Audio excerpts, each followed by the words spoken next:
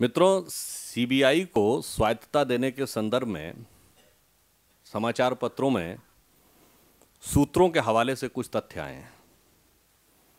सबसे पहली बात तो यह है कि सीबीआई हो या किसी भी प्रकार का इन्वेस्टिगेशन हो, यूपीए सरकार के शासनकाल में अक्सर ये बातें सूत्रों के माध्यम से ही आती हैं। उचित समय पर जब सरकार को कहना होता है, उसकी बजाय यह भी एक विषय है कि सूत्रों के माध्यम से चीजें आती हैं। परंतु समाचार पत्रों में जो भी तथ्य आए हैं, उन्हें लेकर सरकार की मंशा के बारे में एक बार पुनः संदेह प्रकट हो रहा है। ऐसा प्रतीत होता है कि सीबीआई को वास्तविक और पूर्ण स्वायत्तता देने का सरकार का उद्देश्य नहीं है। आपने देखा कि पिछले कुछ वर्षों में इस यूपीए सरकार के शासनकाल में अनेक अवसरों पर सीबीआई का दुरुपयोग बहुत स्पष्ट रूप से दिखाई पड़ा है।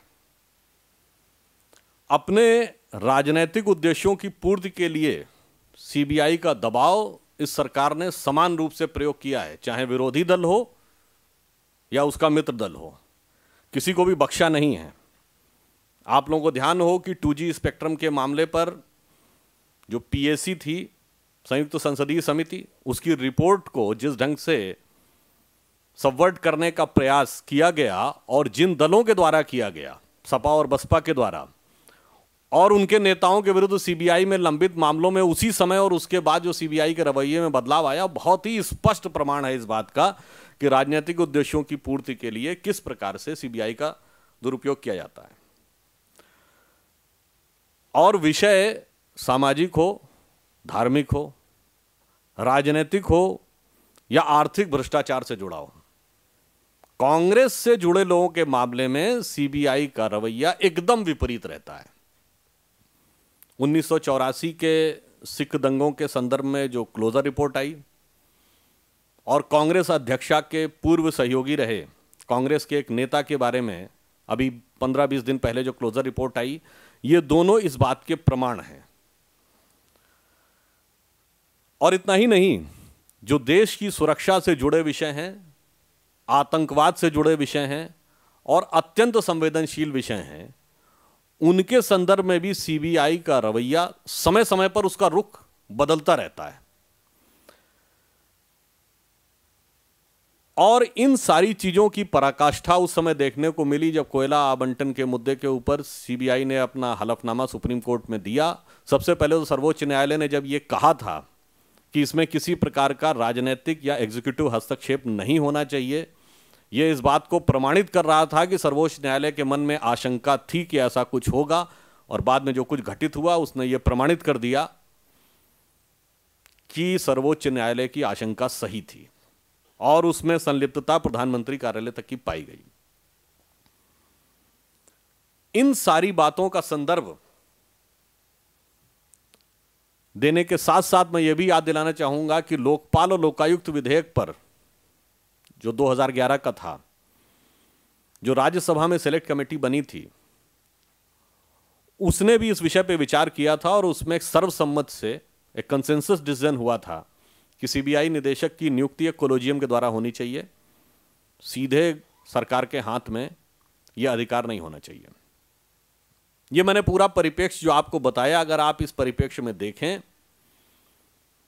तो सरकार के लिए नैतिक दृष्टि से, राजनीतिक दृष्टि से, वैधानिक दृष्टि से यानी विधिक दृष्टि से और संवैधानिक दृष्टि से सारे रास्ते बंद हो चुके थे। अब उनके सामने विकल्पहीनता की स्थिति थी कि उन्हें कुछ ना कुछ इस विषय में करना था। परंतु जो भी तथ्य प्रकाश में आए हैं और वो जो करने जा रहे हैं, वो ऐसा लग रहा है कि वो सीबीआई को वास्तविक स्वतंत्रता देने के पक्ष में नहीं है। इन संदर्भों में 23 नवंबर 2012 को हमारे दोनों सदनों के नेता प्रतिपक्ष ने भी प्रधानमंत्री को एक पत्र लिखा था, जिसमें कहा था कि कोलोजियम की जो व्यवस्था बन रही है, इससे पूर्व नए निदेशक की नियुक्ति न की जाए। सरकार ने उसको नजरअंदाज किया। और अब आप लोगों को ध्यान होगा कि सीबीआई के एक पूर्व निदेशक को एक राज्य का राज्यपाल भी बना दिया।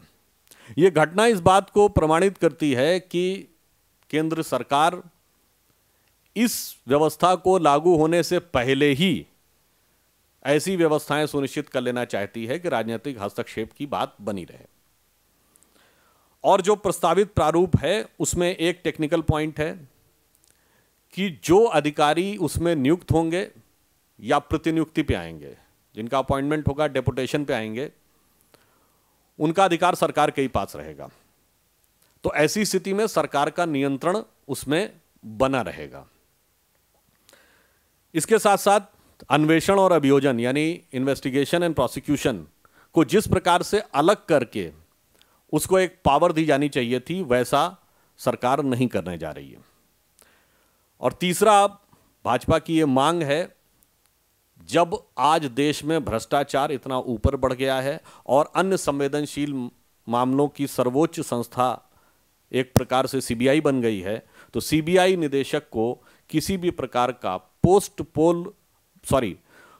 पोस्ट रिटायरमेंट रिहेबिलिटेशन यानी सेवानिवृत्ति के उपरांत कोई समायोजन नहीं दिए जाने का स्पष्ट प्रावधान होना चाहिए, ताकि उस पद पर कार्य करते हुए किसी भी प्रकार का प्रलोभन भविष्य की दृष्टि से देना संभव न हो सके।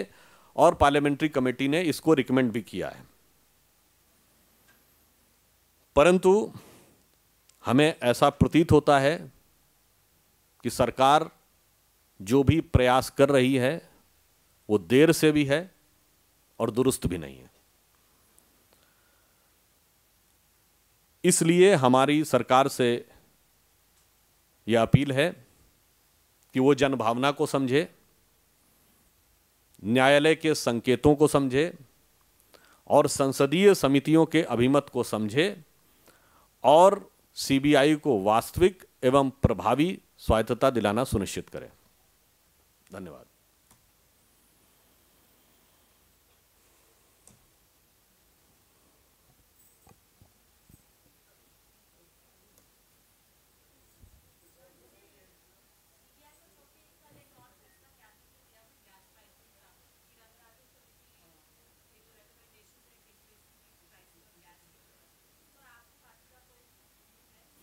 देखिए, सरकार ने जो गैस प्राइसेस बढ़ाने का जो काम किया है, इससे हर प्रकार की महंगाई बढ़ने जा रही है।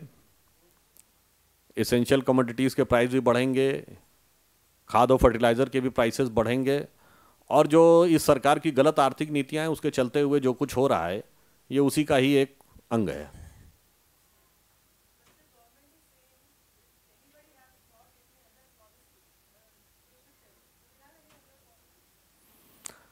This is for the government to decide the policies. This is not on the public forum. They should say that if anybody has any policy, then they should inform us. There are the proper forums in the parliament and in the government. From there, the government can easily ask the suggestions.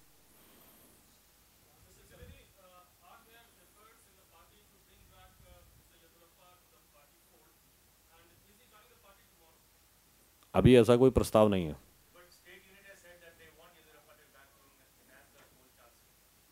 मैंने कहा ना, अभी यहाँ पे कोई ऐसा प्रस्ताव नहीं है। जितना कहा उतना पर्याप्त है।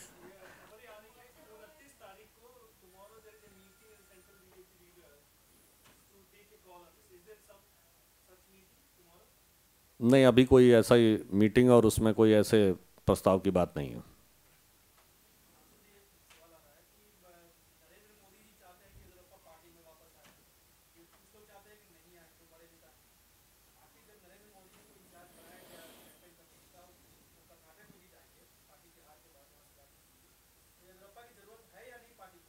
किसी भी विषय पर या किसी भी नेता के बारे में जो भी पार्टी की नीति होती है वो सबसे विचार विमर्श करके तय होती है और वो उचित समय पे आपको पता लग जाएगा।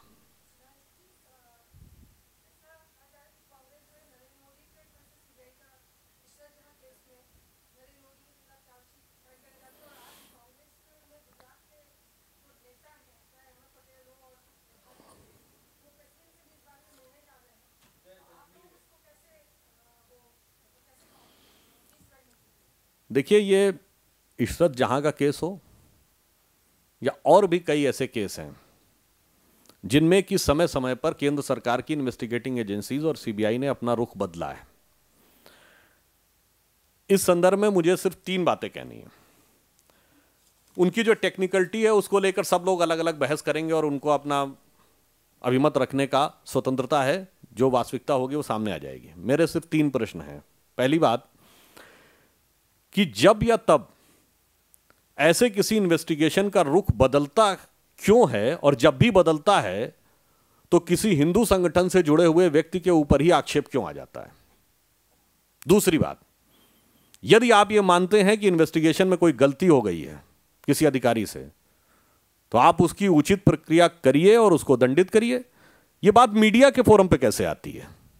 सूत्रों के हवाले से बाहर आती है और उसके बाद मीडिया में डिस्कशन होता है।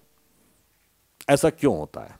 तीसरा प्रश्न, जब भी इस तरीके का विषय आता है तो वो उसी समय में क्यों आता है जिस समय चुनाव नजदीक आ रहे होते हैं? तो इस पूरे परिप्रेक्ष्य में मैं ये 3 प्रश्न सरकार से पूछना चाहूंगा।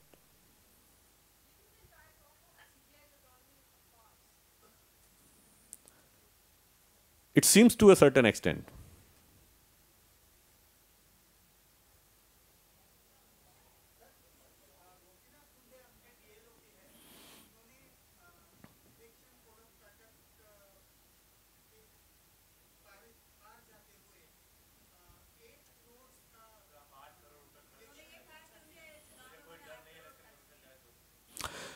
देखिए, जो उन्होंने कहा है उसकी संख्या पे मत जाइए, उसके भाव को देखिए।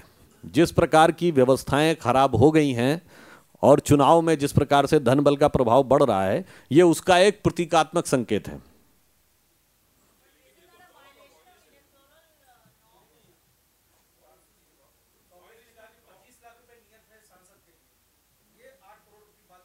मैंने आपसे कहा ना, don't go by the numeric value, go by the intention.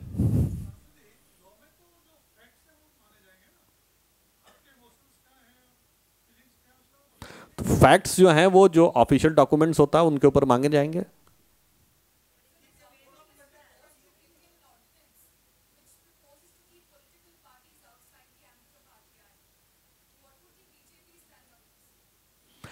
देखिए, आरटीआई के संदर्भ में ऑलरेडी जो राजनीतिक दल हैं वो चुनाव आयोग के द्वारा कवर्ड हैं और उसकी बहुत सारी जानकारियां चुनाव आयोग के द्वारा पाई जा सकती हैं। और इसके अतिरिक्त और वो किसी विषय पे एम्बिट में लाना चाहते हैं और कितनी एजेंसीज के थ्रू लाना चाहते हैं, तो जब पूरा प्रस्ताव आएगा तब निर्णय दिया जा सकता है।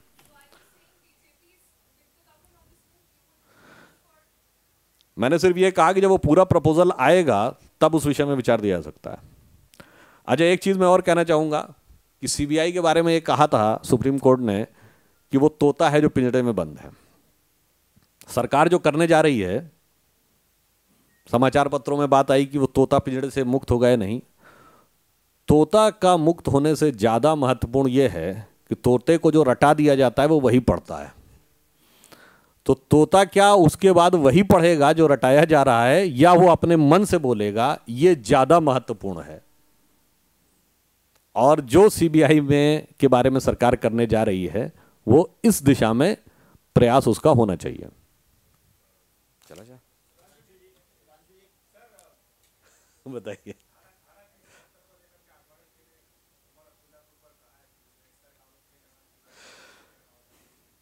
देखिए, धारा 370 के संदर्भ में यदि आप आज के कश्मीर को देखें, जहां हम उसके जो पश्चिमी छोर हैं उसके ऊपर जो आतंकवादी कैंप चल रहे हैं, पाकिस्तान ऑक्यूपाइड कश्मीर में जिस ढंग से चाइना के सैनिक हैं, अभी दौलत बेग ओल्डी क्षेत्र में जो कुछ हो चुका है, और वो पूरा का पूरा इलाका जो कि राष्ट्रीय सुरक्षा की दृष्टि से इतना संवेदनशील है, वो वास्तविक प्रावधान जो हैं इस समय उनके तहत क्या प्रभावी रूप से राष्ट्रीय सुरक्षा में उस क्षेत्र की भूमिका हो सकती है या नहीं, इस बारे में तो पूरे सभी राष्ट्रीय दलों को इस विषय पे पुनर्विचार करना चाहिए। धारा 370 को केवल एक नजरिए से देखने का प्रयास नहीं करना चाहिए सभी राजनीतिक दलों को।